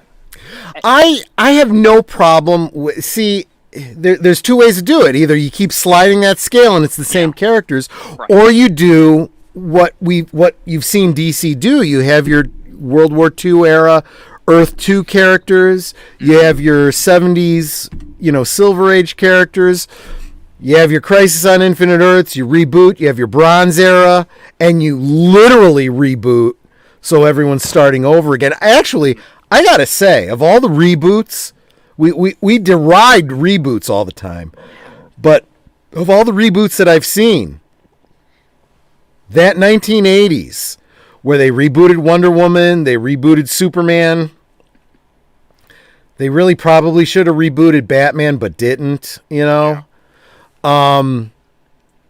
was that was some good stuff, and some great stuff came out of that. They and especially focusing on the John Byrne with Superman thing, they took a lot of goofiness out and made it make a lot more sense. The other thing to keep in mind too, those characters of the 40s were completely separate characters that they mashed together. Then in the late 80s, early 90s, they were rebooting these characters in a much more integrated tapestry. So, that's great. Yeah. And it would be from there that would be a great place to then continue your stories into a future where you have Lois and Clark getting married and having kids, and Bruce Wayne seeing Robin go off and do their own thing, and then eventually Batman Beyond and all this kind of stuff, Mm-hmm. But that was my I mean, now I think we're a little far off the beaten path, but which is fine. I was just looking at. Oh, man, and he says, "Yeah, he's thinking, Kara, please stop. I don't want Superman to hurt me." He implies that, although I think it was more. This is my friend. I'm not going to go messing around with my friend's, for all intents and purposes, kid sister. yeah. And I get that, but but Casually Comics did this great bit on. There was a bit of identity crisis there for her. She's a teenager. She's being a teenager, but the fact is, she's a teenager, and I mean, so. On the one hand, you got an artist that's drawing her very, very sexualized, which isn't out of character if that's how you're characterizing her, but at the same time, Still maybe, awkward. Yeah, kind of really, really awkward, and yeah. Well, Batman Beyond, I'm not sure I'm understanding the question here, Dr. Y. The Batman Beyond is set in the future. So in the 2030s or something like that. I don't know exactly. Am I wrong? No, do we want to do Batman Beyond? That's a question. Maybe that's maybe that's a topic for another. Keep in mind that's the future, right? Okay, that's so the problem. I don't I'm like the talking future being set. I don't. No. Keep in mind, I am not saying you do Batman Beyond while you're in the middle of doing all your other Justice League stories. I'm talking about a progression of your characters. I'm talking you do your origin stories. You do your team-up stories. You do your world-shattering stories. You do your continuous thing. And then eventually your character... And let's face it, your actors are aging too while you're doing this. So eventually you start to do Batman gets older, Robin becomes Nightwing, Superman and Lois get married and they have kids, and then you get a Super Sons or whatever, and you do those stories. The Teen Titans become a thing and they grow up and they have other generations and so forth. And then eventually down the line, you may get to, after 30 years, and whoever you have Batman playing Batman is now in his 60s. He's not playing Batman anymore. Well, yeah, he is. We can have him play Batman in Batman Beyond, which is exactly what we're seeing now with Michael Keaton. Well, that's what they're talking about maybe happening with Michael Keaton. So, yeah. Go Team Ghost Planet brings up the Royal Flush Gang. I think, I'm not positive, because you guys know the animated stuff better than I do, but didn't they do a Royal Flush Gang having something to do with the Joker for a while? This is I believe that is a continuity issue between Batman Beyond and Justice League, because the Joker's Royal Flush Gang are not like the Royal Flush Gang we got in Batman Beyond. Now, in defense, on Batman Beyond, the Royal Flush Gang, the patriarch of that gang on Batman Beyond, he was wanting to get revenge on Batman from back in the day, I guess when he was a young man, and he was I guess he was the youngest. Maybe he was like the younger member of the family, and they were a different gang. Mm-hmm. And now he's older, and he starts a new gang up to go after when Terry McGinnis starts up as Batman again to get revenge on Batman. So with that, I got the impression that even though they never had them on Batman the animated at the time when I saw that episode, they never had the gang on Batman in the animated series. I figured they could have done it. That could have been an episode, like a lost episode, where he had fought the Royal Flush Gang and stopped them. Yeah, Team Ghost Plant makes an excellent point. There were multiple Royal Flush Gangs, and that makes sense. You know, they don't all have to be the same people. They could be different. You know, this is no. Here's the thing. I got the impression that at least the first couple seasons of Justice League, they were ignoring Batman Beyond. Then we get Justice League Unlimited, where they're trying to tie everything together. And it's got to be one or the other. You got to make your choice and kind of stick to it. Well, yeah. Dr. Y says, what went through my head, say if you have a Batman starting in the 40s, he starts to retire in the 70s, then you have a Batman Beyond story based in the 80s and 90s. That could be. That's not how they've done it, but that kind of makes sense. You know, more to that, I would say get out and pick up Batman 66, Wonder Woman 77. That was a series of comics that team the Adam West Batman with the Linda Carter Wonder Woman. Very, very good. So, you got Robin and Batman. Well, you have Bruce Wayne in the 40s, and his dad, Thomas Wayne, is doing a fundraiser for World War II, where a very young Batman, or he's not Batman yet, a very young Bruce Wayne meets Diana Prince and what's his name? Lyle Wagner's character, Steve Trevor. Thank you. They come to Gotham for the fundraiser and this and that. A little bit later on, in the 50s or something like that, he becomes Batman, or maybe it was the 60s. He becomes Batman. He meets Wonder Woman, the one that, Linda Carter, whatever. She comes back in the 70s. Batman is older. Robin has become Nightwing, and we're talking 70s Nightwing with the big collar and everything. And there's this natural progression leading up to the 80s and, Wonder Woman in her last season. And very well thought out, very well planned. It worked really, really well. Yeah. So, see, there are people that are thinking these things through, and I guess we always say this. You got to have a love for the source material, and you have to have a respect for it. And I'm going to say that if you are going to write for an IP, you have to start out with that respect. It's not yours. It's somebody else's. If you are going to do a sequel to, I don't know, Romeo and Juliet, I don't know. Which I don't know how the fuck you do something like that. You've got to think through the language. You've got to understand Shakespeare. You've got to, Listen, I have my Romeo and Juliet. I know how you do it. Yeah, go ahead. A time machine powered by Jesus. Oh gosh. Yeah, of course. Actually, I probably went with the wrong one. I probably should have gone with Hamlet, right? That's actually the joke from the movie Hamlet 2. Okay. Rosencrantz and Guildenstern are dead. Okay, listen. No, yes. With Romeo and Juliet, okay, Romeo somehow survives the poison, okay? Maybe they get, the apothecary or whatever, the pump his stomach or whatever they did back in the day. Okay. And go ahead. He's mourning his lost Juliet, and then this evil sorceress queen says that he has to go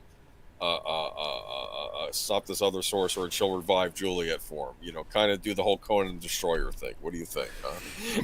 Oh, for fuck's sake, man! No, it's I got it. Romeo and Juliet 2. One more day. He sells his soul to the devil to go back in time and change history, right? Sir Torin, I have a question for you. Is there a place for Batman Beyond in your DC cinematic universe? I'm not ruling it out. You see, that's my thing, though. Just, I don't know. I'm not saying it's not that I dislike Batman Beyond, but I think that was sort of a product of its time, and maybe we need to just not be worried about it anymore. But maybe I'm being a little harsh there. I don't know. I'm sorry. I did want to interject one more thing before we moved on from the Hamlet thing. I was again going back, Sir Torin Clegane. We were talking about our musical theater past, and I talked about how I'd been in Peter Pan, right? Mm-hmm. And it made me think of the whole bit about where Wendy's telling all the endings to stories that they had overheard but never heard the ending of. How does this one end? How does that one end? Well, they all live happily ever after. Oh, tell us the ending of Hamlet. She's like, well, the king, well, Prince Hamlet died, and the king died, and the queen, and Ophelia, and Polonius, and Laertes, they all died. And well, the rest lived happily ever after. Yay! Like, well, that's putting a positive spin on it. Okay. I have a question, Sir Torin. Was Wonder Woman in that Batman versus Superman script? She was not. No. Okay. Now, my thought process was, if we were to do another Batman Superman movie, we bring her in for the second one. Like, if you're gonna let Batman and Superman before you do any of the Justice League, maybe do a trilogy with them, and then introduce Wonder Woman to the next one and make it a Trinity film where they have to deal with some big threat. I don't know, like a Phantom Zone villain or something like that knocks Superman on his ass. Oh, jeez. Well, yeah. That brings up another question. Trying to, draw these connections and weave the tapestry. There had been talk during the earlier days of the Snyderverse. At the time, I was very bothered by it. But now looking back, I'm kind of rethinking it. There was this idea that the Amazonians and the Atlanteans were descendant from ancient Kryptonians that came to Earth. What? It's a stupid idea, but there is some merit if, instead of it all being Kryptonians, okay, that the ancient Greeks, the ancient Greek gods, Zeus and all of them, and Poseidon and whatnot, were a race like the Kryptonians that had this kind of influence on Earth. You don't have to get into the details, the solar radiation and all this kind of stuff, but this idea that their descendants or whatever could be the Atlanteans or the Amazons or whatever. I don't necessarily see it as a horrible thing. It also sets up the cosmology where you could have others out there that are like the Kryptonians, like, for example, the Daxamites. Those of you that are real comic book geeks, about Mon-El and his whole story and the Legion of the Superheroes down the line. So I don't necessarily see a problem with that. These are the kinds of things that were never really fleshed out in any of the reboots that they did. But there was always something implied, right? Because we saw Kryptonians, we saw the Greek god and Roman gods, and we saw the guardians of Oa as if they were, and the the wizard Shazam, all being like these elders of the universe, right? Like they were all on the same level, So I could get behind something like that, But that's the kind of thing you'd have to weave into your lore, right? Just the way Marvel started to do when they started to get into the whole Guardians of the Galaxy, the greater universe, all these other storylines out there. they kind of shat all over that now with their, making S.H.I.E.L.D. have nothing to do with the movies, and your Eternals making absolutely no sense in The relationship to Inhumans. anything else. And exactly. Yeah, the Inhumans, that was an aborted attempt at something. I don't know. But, yeah, I mean, so lots of ideas, lots of great thoughts. I think that the fans, I know he's not here anymore, but Michael from Retro Blasting always says the fans are doing the best work. And I feel like if we were allowed to write these stories, we could. And look, I mean, these stories have actually already been written, right? Go back and find the good stories. Find the ones that work, in a good logical progression, and make something that's a cohesive narrative. And you know what? If a comic book writer wrote that story, give him a fucking byline and pay him. Get over yourselves. Well, there's contracts and whatnot, Or you know what you could do? Don't do it. Make up something completely brand new and take your chances. No. Those are your two choices, really. If you want to tell the Superman, Batman, Wonder Woman stories, then tell those fucking stories and pay the people you need to pay. If you want to tell a new story about a black transgendered Supergirl, fine, go ahead and fucking do it, but don't expect anyone to actually go and pay money to see it, because that's not Superman.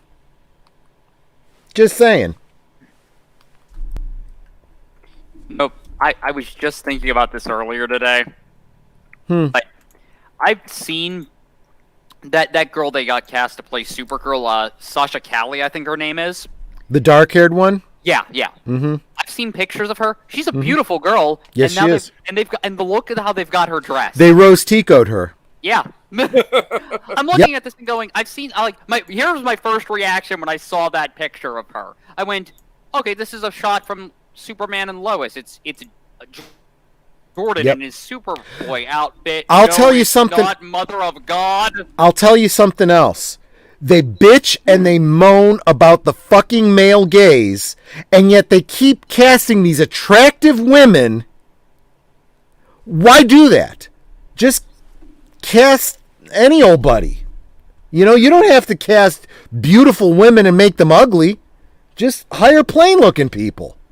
No, heaven forbid they should fucking do that. Because there's stuff going on behind the scenes that we don't know about. Ask Leslie Headland about that stuff. Anyway. They made a Stargirl TV series. Yes, they did. Yes, they did. They introduced her in the Arrowverse somewhere along the way. All right. Actually, they introduced her in Smallville, and then they reintroduced her just the way they did Arrow. Mm-hmm. Simple Arrow, not Green Arrow, just Arrow.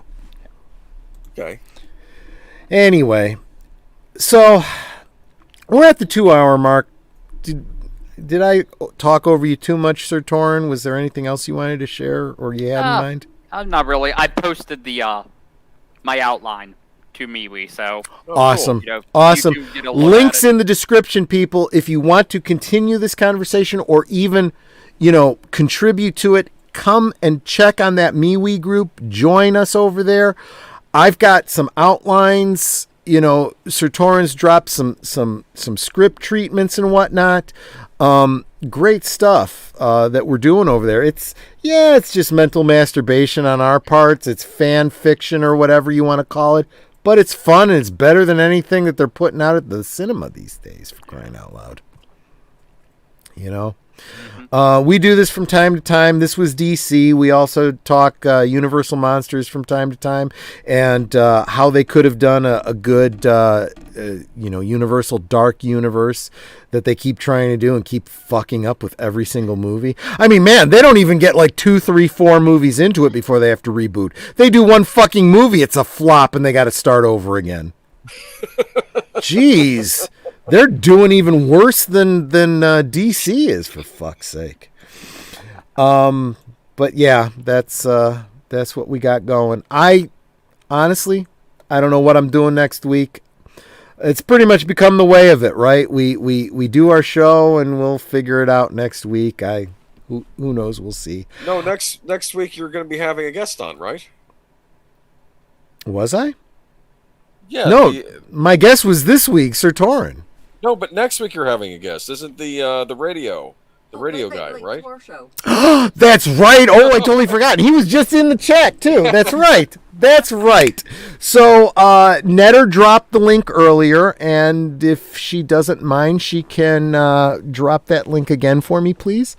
My guest next week will be the Late Horror Show, who I talked about earlier in the stream. If you joined us later, he has every night. He's got a 12-hour stream from 10 at night to 10 in the morning. It's a series of radio dramas, thriller, suspense, scary stuff, but the kind of scary stuff that honestly you could turn it on and listen to it all night and fall asleep to, or you could listen to it in the morning, because it's not like you have to listen to it live. You could listen to it Memorex during work or whatever. It's some really good stuff. We've really, really enjoyed it. And he's got good stuff. So Netter just dropped the link. Go subscribe to him because we'll have him on the stream next week. Thank you for reminding me. Otherwise, yeah, I'm a moron. You're fine. This is why I have my designated driver here. Because I go off the reservation sometimes. But yeah, that's that. So that's it. That's what I got going on. Although today, you probably saw the comment. I was over last week's guest, Maria from Tea and Telly, had me on her stream this week, where I was a special guest along with a couple of other people, including Kamran Pasha, and we were talking about the supernatural, UFOs, the stuff that Doomcock talks about on the whole Piercing the Veil series that he does. And she said she'd like to have me back on next week, so maybe it'll become a regular thing. So early Friday evening, I'll be over on Tea and Telly with Maria, and then regular time over here going forward is what it looks like. Hey, Wolfie, good to see you. Yeah, we've been on for 2 hours, so I'm not gonna, give you the synopsis. You'll have to rewind and watch. But thank you definitely for stopping in. Thank you, Netter, for dropping Maria's channel as well. And of course, tomorrow night is Netter's birthday, so it would be awesome if you came over to Netter's channel and wished her happy birthday and encouraged her as we do a rewatch of Back to the Future. That's going to be 9 o'clock Central Time over on Netter's Network. The regular, rewatches that she does. Sunday evening over on Aged Boomer's channel. We'll be doing the regular Geeky Geezers at 8 o'clock Central. That's 9 Eastern. Where you want to tell them some of what we'll be talking about? Give them a little we're going to talk about maybe a Ghostbusters Afterlife ride. I'm kidding. It's speculation of what the director thinks a ride of it should look like. But anyway, it's a little article. I'll tell you, there's a lot. Clickbaity. I'm going to say if you gave me the opportunity, I could talk about all kinds of marketing right now for Ghostbusters. It's doing well. It's doing really, really well. Yeah, maybe we'll do a box office update. Also, a certain Netflix series that got canceled recently. We're going to talk about that. Yeah, it's not as simple and straightforward as you might believe. I've got a couple of. I mean, even myself, I have conflicting opinions about it. We'll talk about that on Sunday too. Yeah, we'll figure it out because I don't exactly know what the reasons are behind it getting canceled. So I guess we'll find out. But yeah, we'll talk about that. Cool. And then, do you have anything on Wednesday with Birdman? Yes, but I think he was still trying to figure out which movie Okay. we're going to watch because he's trying to arrange things around guests this month. So it'll either be Home Alone 2, Gremlins, or Die Hard 2. Maybe it's Die Hard 2 this week. We'll see. You know what? None of those. Why don't you just watch The Room? You're gonna tearing watch me The Room. apart, Lisa. I don't even know if that has a good soundtrack to it. I have no idea. I've seen I think it's like synthetic crap. I watched it once, okay, because after egging by one of my friends, you have to watch The Room. You have to watch the yes. No, Yeah, exactly. Uh, So that's Wednesday. Ba-da. Anything else, guys? Sir Torin, are you going to be putting out content on your channel? Yeah, I know you've talked about it in the past, maybe, possibly. Not entirely sure at the moment. Okay, that's once fair. once I figure out how to get all that stuff situated, I'm sure it's not in all that complex. Yep. But So, I mean, by all means, though, you're certainly welcome back here. If you have something else you'd like to talk about related to this or to the Universal Monsters, or you come up with some other topic you'd like to, dig into, I'd be happy to have you back. It was a lot of fun. Appreciate you being here. Okay, I think that's it for now. Thanks so much, everyone. Thank you both for being here. Thank you, everyone who's in the chat. Wow. Retro blasting. Guys, I gotta tell you, I'm agog. I really kind of am. Thank you, everyone. Take care. Have a good night. Good night, ladies. Good night, sir. Hit it, sweetheart.